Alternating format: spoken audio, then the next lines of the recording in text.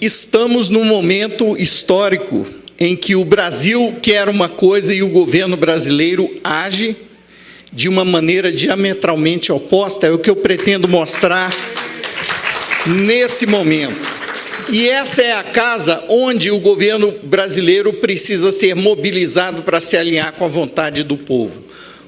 Por isso, eu quero inicialmente agradecer o convite e parabenizar a iniciativa do jornalista Oswaldo Maneschi de organizar esse seminário tão brilhante como tem sido até agora, e espero que eu possa contribuir em motivar vocês para tomarem decisões pessoais sobre a contribuição de cada um para o futuro do nosso país diante desse momento histórico.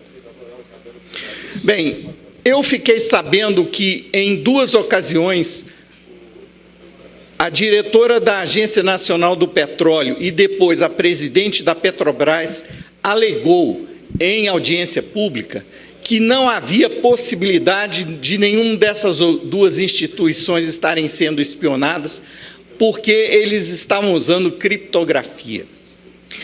Eu só vejo, diante das notícias que aconteceram ao mesmo tempo dessa audiência, a Agência Nacional do Petróleo, uma semana depois da divulgação por Greenwald dos documentos de Snowden, de que a primeira empresa, a maior empresa de software do planeta, a aderir ao programa PRISM em 2008, ia ser contemplada com um edital de compra de licença de produtos dessa empresa, de R$1.700.000 pela Agência Nacional do Petróleo, sendo que um dos funcionários da ANP que participa do esforço de migração para software livre do governo brasileiro, que vinha tentando fazer um plano de migração para software livre, que é a única rota de autonomia tecnológica para se defender do projeto de vigilantismo global que está em pleno curso, em pleno vapor.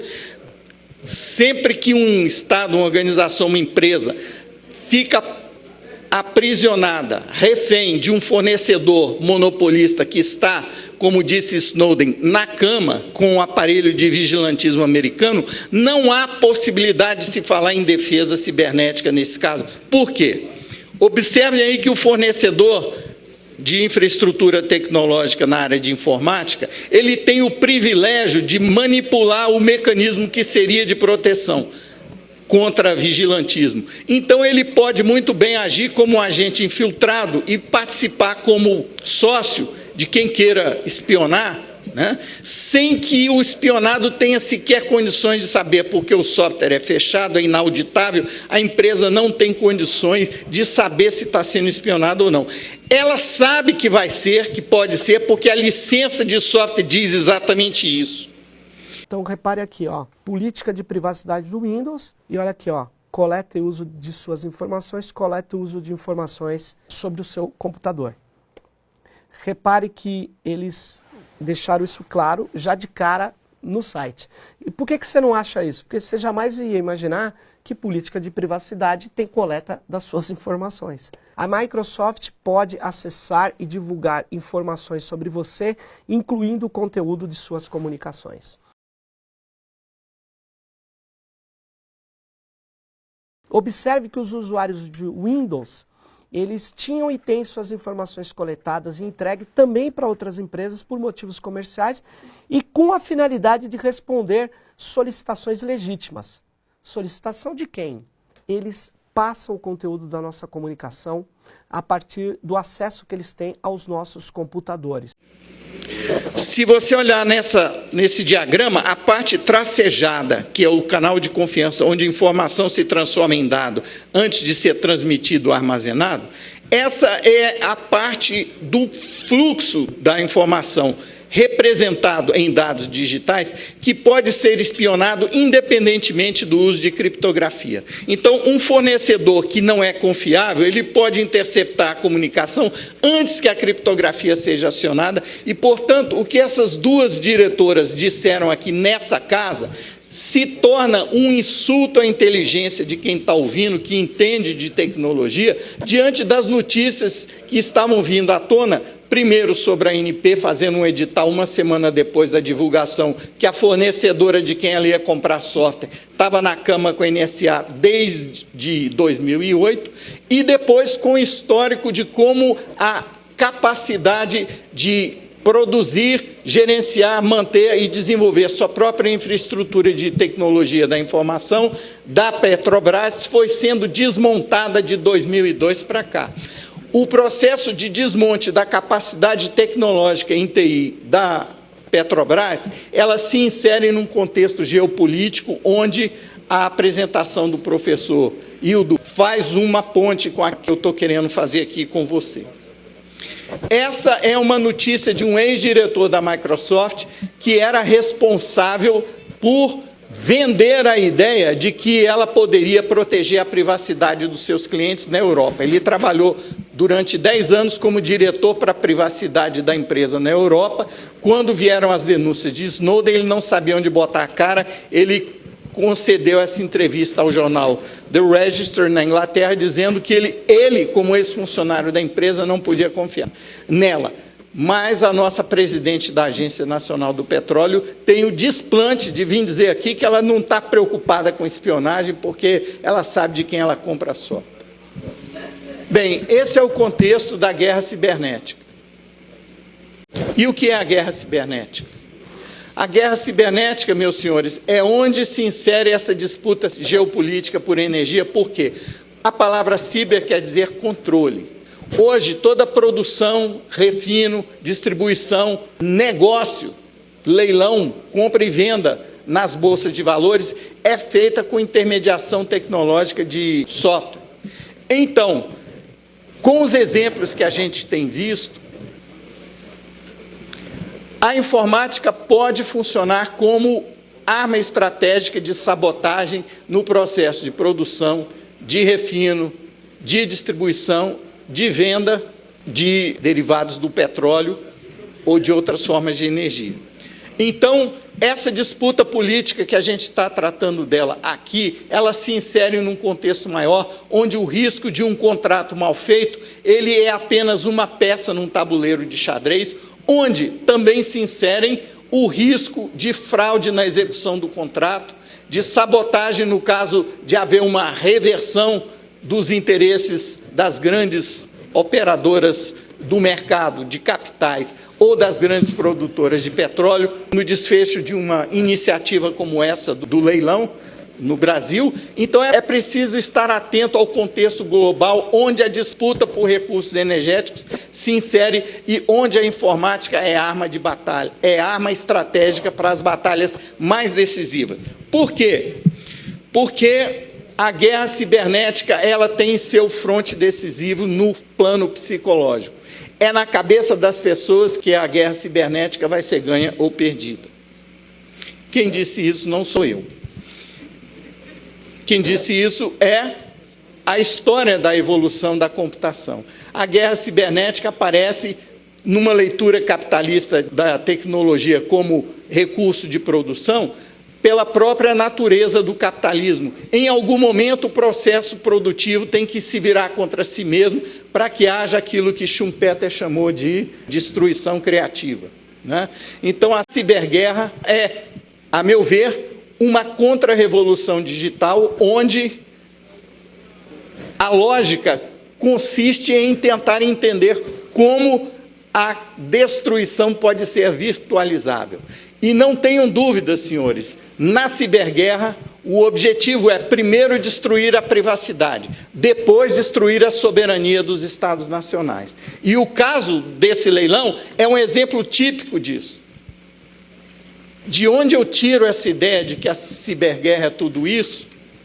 A melhor descrição que eu conheço da ciberguerra vem de uma publicação da Academia Militar do Exército Popular da China, em 2011, na época em que a China estava sendo acusada no Tribunal da Opinião Pública, na mídia corporativa, de ser a grande vilã na guerra cibernética, de estar promovendo espionagem industrial e espionagem do Estado em todos os cantos do planeta.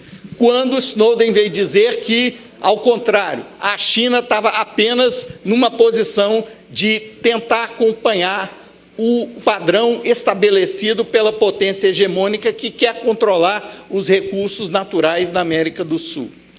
Assim como a guerra nuclear era a guerra estratégica da era industrial, diziam esses dois professores da Academia Militar Chinesa, a ciberguerra é a guerra estratégica da era da informação. E esta se tornou uma forma de batalha massivamente destrutiva que diz respeito à vida e morte de nações.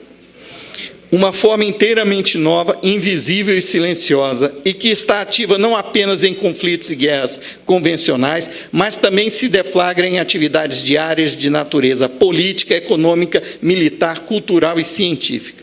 Os alvos da guerra psicológica já não é mais guerra cibernética, agora é guerra psicológica, é porque é onde o fronte da ciberguerra vai ser decisivo. Se ninguém quiser largar Facebook e Gmail, não tem como proteger a privacidade de quem quer manter seus hábitos. Agora, o Estado tem a obrigação de proteger as suas comunicações digitais. Ele não tem a obrigação de proteger a privacidade de cidadão que não queira se proteger. Mas a sua própria ele tem a obrigação. Então, essa postura de diretora da ANP e Petrobras insultando a inteligência de quem conhece o assunto nesta casa é inaceitável. Talvez a única justificativa seja não dar oportunidade ou braço a torcer para que o argumento pelo decreto legislativo suspendendo o leilão por conta da sabotagem via espionagem ou das consequências nefastas da espionagem dê pano para a manga para o argumento jurídico. Mas se o leilão não for decidido nesta casa, por decreto legislativo, ou no judiciário, resta as ruas. O movimento de junho mostrou isso. Porque a guerra é psicológica. E se nos acharmos impotentes para enfrentar essa batalha, ela vai ser vencida por quem armou o tabuleiro para ganhá-la. E mais um sinal de que no fronte psicológico que essa guerra é travada, olha aqui um exemplo de como a imprensa aborda a questão, tentando pacificar os ânimos de todo mundo contra a espionagem. Todo mundo espiona. Todo país que pode espiona.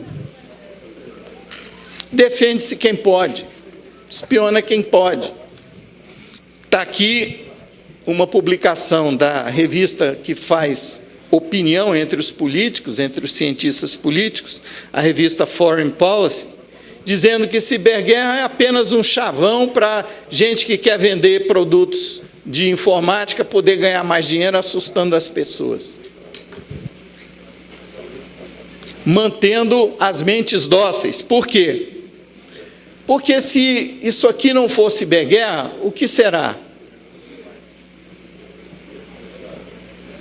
Armas guiadas por programas de computador, programados com alvos que não são, em 25% das missões militares executadas com drones no Paquistão. No Paquistão, hoje, a cada minuto do dia ou da noite, de segunda a domingo, existem pelo menos 30 drones sobrevoando o território paquistanês.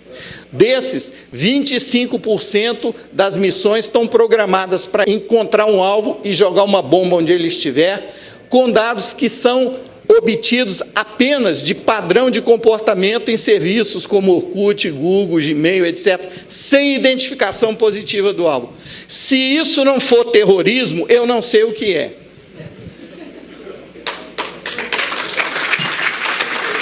E qual é o papel da Europa? A Europa, com as denúncias do Snowden, tem essa publicação aqui que explica a reação na Comissão Europeia, onde se reúnem os chefes de Estados da União Europeia. Nós também queremos. Nossas leis são muito rigorosas porque engessam as parcerias entre o capital e o Estado, que é o que estão querendo nos enrolar com esse leilão aqui. É a parceria do capital internacional com o Estado brasileiro para entregar as nossas riquezas para o controle externo. Ciber é uma palavra grega que quer dizer controle. A guerra cibernética é a guerra por controle. No caso desse leilão, controle dos recursos naturais que estão no solo brasileiro e que a Constituição brasileira diz que pertence à União e, portanto, ao povo brasileiro. Mas o império da potência hegemônica está colocando mau exemplo para quem tem aspirações absolutistas ou totalitaristas no mundo hoje. A União Europeia quer seguir o exemplo. A CIA tem uma frota de drones tão grande quanto a da Força Aérea Americana. Qual é o perigo com isso? As missões da CIA, elas não são controladas pelo Congresso americano. Elas podem ser executadas em programas secretos que usam verbas secretas que o Congresso não controla. Então, é um mau exemplo que os americanos estão dando para o mundo. E não é à toa que os Estados Unidos nunca aceitou o limite territorial das 200 milhas e que, portanto, não reconhece a soberania brasileira sobre os campos do pré-sal de que o doutor Paulo falou aqui. E talvez esse seja um motivo pelo qual as grandes empresas com sede nos Estados Unidos não participaram da pré-qualificação para o leilão da Libra, mas as suas subsidiárias na Europa participaram. No final, são 6 empresas que são controladas pelos mesmos donos do dinheiro no mundo, aqueles que controlam as grandes casas financeiras, né?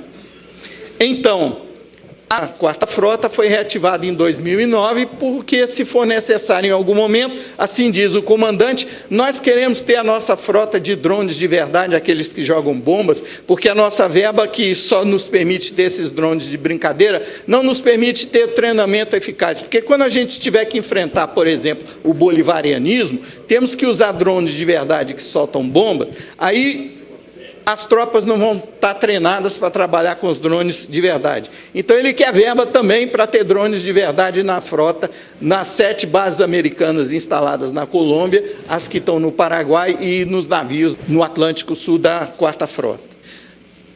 E se vocês acham que isso não pode acontecer no território americano, está aqui o diretor da CIA para afirmar que drone é uma arma tática essencial para lutar a guerra contra o terror, e a guerra é global contra o terror, e que os drones são uma ferramenta eficaz contra militantes que planejam ataques.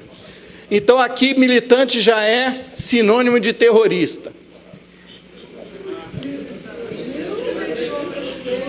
Por causa de uma ação judicial contra o Estado americano, devido à morte de um cidadão americano no Iêmen, causada por um ataque de drone, por uma missão secreta da CIA, o Departamento de Justiça americano foi consultado para saber se a legislação americana permite ao Estado, sem processo judicial, matar cidadãos americanos em qualquer lugar do mundo. E a resposta do Departamento de Justiça americano foi que sim, que a lei Patriot Act dá sim o direito de missões especiais matarem americanos sem processo judicial, inclusive em território americano. E a justificativa está sendo dada aqui. Imagina na área de influência da 4ª Frota.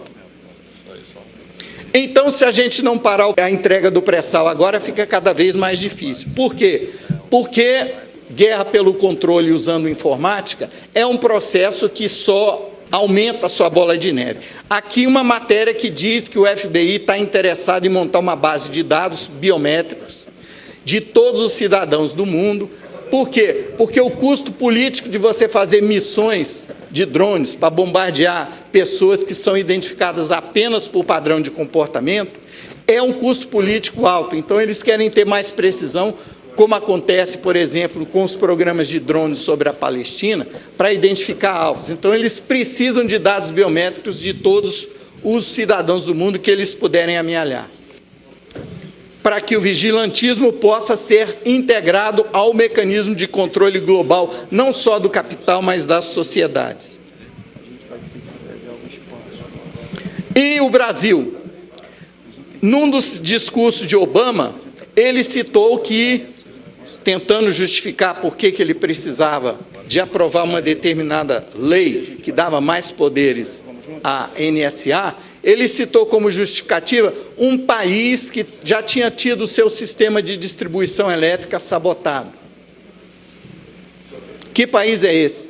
Ele não citou, mas nessa reportagem da CBS, 60 Minutes, o jornalista que preparou o documentário foi entrevistar com 6 fontes que pediram anonimato do serviço de inteligência, e eles disseram que o país que teve o seu sistema elétrico sabotado como treinamento para quem está se preparando para a ciberguerra, para sabotar a transmissão de energia elétrica, foi o Brasil. Então, gente, não se iludam. O próprio Franklin, fundador da nação americana, disse: quem troca um pouco de liberdade por mais sentimento de proteção não merece nenhuma coisa nem outra. A proteção que a gente quer ter com o dinheiro do royalty entrando o quanto antes, essas migalhas, não paga as consequências da perda de liberdade, de perdermos o controle das nossas riquezas. O objetivo da ciberguerra é esse. É aquele que anima as pessoas que não se dispuseram a vir até aqui, esse seminário, foram convidados e desprezaram o convite. Um Estado totalitário realmente eficiente seria um no qual os todos poderosos mandantes da política e seus exércitos de executivos controlam uma população de escravizados que não precisam ser coagidos, pois eles adoram a sua servidão. Este é o objetivo da ciberguerra, a instalação de um governo global que as pessoas querem. E a Petrobras? Aqui tem a notícia de um diretor de tecnologia da Petrobras ganhando um prêmio de Top Consultant, primeira linha, por ter liderado o processo de terceirização da infraestrutura de TI da Petrobras. Hoje, quem controla o banco de dados geológico da Petrobras é uma terceirizada, uma quarteirizada, contratada pela terceirizada, que é a maior fabricante de brocas, a melhor fabricante de brocas de sonda de perfurar poços do planeta, que é Halliburton. Também, por coincidência, a empresa que está por trás das guerras do Iraque, das duas guerras do Iraque, né? A empresa que se acha parte do Estado e que quer controlar não só a política externa americana em relação a controle de recursos energéticos no planeta, mas agora também a operação da Petrobras. Agora, se você precisa comprar broca do melhor fabricante, por que você tem que contratar esse fabricante também para carregar seus laptops que têm os dados sigilosos das pesquisas geológicas, que vão dizer se tem ou não tem petróleo no preço? Por que tem que contratar a empresa como consultora para contratar uma empresa de informática para gerir seu banco de dados sensíveis? Há alguma coisa errada aí na gestão dessa empresa.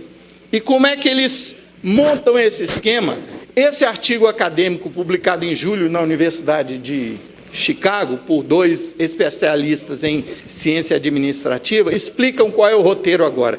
Com a implosão da Enron em 2001, o Congresso americano passou a lei Sarbanes-Oxley, que tem várias cláusulas muito rígidas. Uma delas é a seguinte: se uma empresa quiser vender ação na Bolsa de Nova York, ela tem que ter o seu processo de negócio, a sua contabilidade, tudo executado por um sistema de informática que atenda aos requisitos de homologação dessa lei. Então, por conta disso, é que houve aquela contratação de uma consultoria externa, a BearPoint, que subcontratou alguém que conhecia a empresa, que é aquele analista que ganhou um prêmio, por ser um top consultant, que começou a fazer a terceirização da informática da Petrobras em 2005, para a Petrobras poder vender ação em Nova York. Entretanto, as empresas de auditoria que foram proibidas por essa lei de darem também consultoria, porque a consultoria cai num vazio normativo, onde nenhuma lei pega irresponsabilidade por orientar a empresa a fazer coisa errada ou violar a lei. Então, fica um jogo de empurra, onde todos os dedos apontam para alguém sobre quem não há nenhuma lei que obrigue ele a pagar pelos erros que cometeu ao orientar a empresa. Então, as empresas de auditoria montam as fraudes empresariais para livrar as costas dos administradores da empresa, botando a culpa no consultor que orientou daquela forma. Então, pessoal, quando a diretora da Petrobras diz que nenhuma empresa brasileira consegue atender os requisitos de segurança que ela coloca nos editais para terceirização, provavelmente é porque ela está usando no edital os critérios dados por uma empresa de consultoria que vai justamente jogar a empresa no colo das parceiras da NSA nos projetos de espionagem global, de vigilantismo global. E um exemplo de que não é necessário você cair na mão de uma grande empresa para trocar a sua TI com proteção, está aqui. Esse rapaz, ele sozinho fundou uma empresa de correio eletrônico seguro com criptografia auditada, software livre, que Snowden usava para se comunicar com jornalistas. Ele teve que implodir a empresa dele, tirar de operação a empresa dele, porque o NSA não conseguiu furar o bloqueio da criptografia que ele implementou para 400 mil usuários do serviço de correio eletrônico dele. Preferiu fechar a empresa do que entregar as chaves criptográficas para a NSA rastrear com quem o Snowden andou falando no mundo e sair matando todo mundo, se for preciso. Então, é um exemplo de que a Petrobras, se quiser, ela pode se proteger realmente, mas ela prefere seguir o caminho mais fácil, que é não fazer resistência ao poder do dinheiro e seguir esse rumo de entrega do seu patrimônio intelectual e do seu patrimônio que ela administra para a nação, que os recursos que ela gerencia de petróleo que estão na mão dela. Então, gente, a luta é muito maior do que parece. O momento é histórico, a mobilização é necessária, seja nessa casa, seja no judiciário, seja nas ruas. Porque o que está em jogo é o futuro da nossa civilização com esse desenho de Estado-nação que a gente conhece hoje. Muito obrigado pela atenção de vocês. Obrigado, professor.